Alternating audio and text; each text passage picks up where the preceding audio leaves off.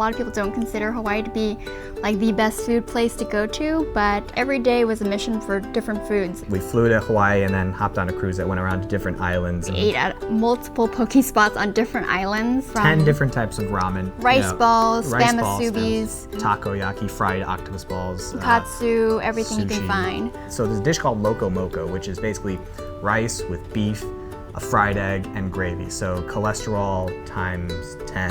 I ate every single bit of it. I kind of felt guilty afterwards, but it was Not really. it was worth it.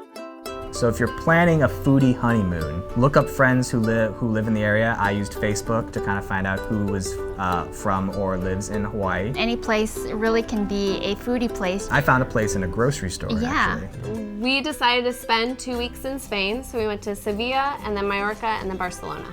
In Sevilla, we went and saw all the sights, we went to cathedrals, we did all the things that you would do when you go to a city, but we also took a trip across the river to like an actual neighborhood where actual people from Sevilla live, and we kind of walked the streets and saw how they shop and saw the old ladies drinking their espressos, and it was just like And the really, old guys smoking and drinking. the old guys smoking and drinking. In Mallorca, the town has a medieval fair that only happens once a year, and we were there. The whole town gets involved. They dress up, they roast pigs.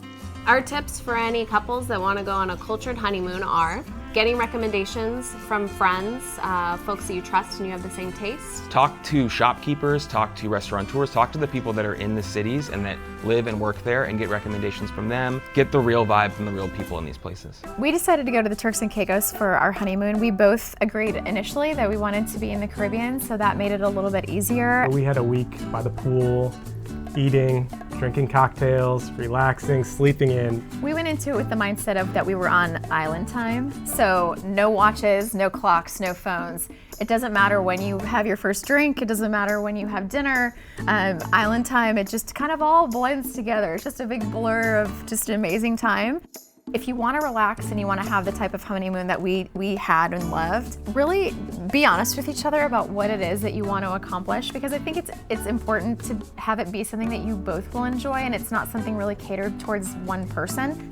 And not having your whole trip planned out, detailed out. I mean, just go with the flow, So one of the biggest reasons we wanted to go to Malaysia was so that we could scuba dive.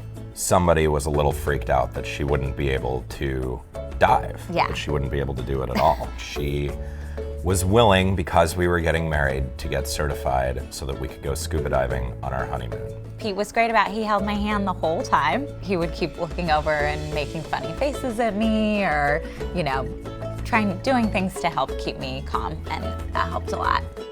Our tips for an adventurous honeymoon are to get out of your comfort zone a little bit. And don't feel like you have to plan your entire honeymoon around that one adventurous activity. You can have scuba diving, but also beach time, spa time, whatever. Unlike most couples, we didn't go on a honeymoon right away. We couldn't really afford it at the time, but we had an idea of what we really wanted to do. So we saved up and made a deal to ourselves that we would go by our 5-year wedding anniversary. I knew that I really wanted to go to New Zealand because I'm a huge Lord of the Rings fan. And Vanessa really wanted to go somewhere tropical. One of the ways that we were able to save for this trip is we went to New Zealand during their off-season. It was our summer, but their winter. Even though it was winter, the weather was actually pretty mild. So my highlight of the trip, Vanessa agreed that she would come to one Lord of the Rings destination with me, so we went to the Shire, which was amazing. As soon as it was over, I immediately wanted to go back again. It was definitely the highlight of the trip for me. And even though I wasn't terribly excited at first about going, once I was there and saw it all and saw how excited he was, it was totally worth it. So our tips for planning a budget honeymoon: find out what the off-season is for your destination. Flights will be cheaper, it'll be less crowded. If you can find a place to stay with a kitchen, grocery shopping, make meals in, it's kind of nice actually. You don't have to get all dressed up to go out to breakfast together.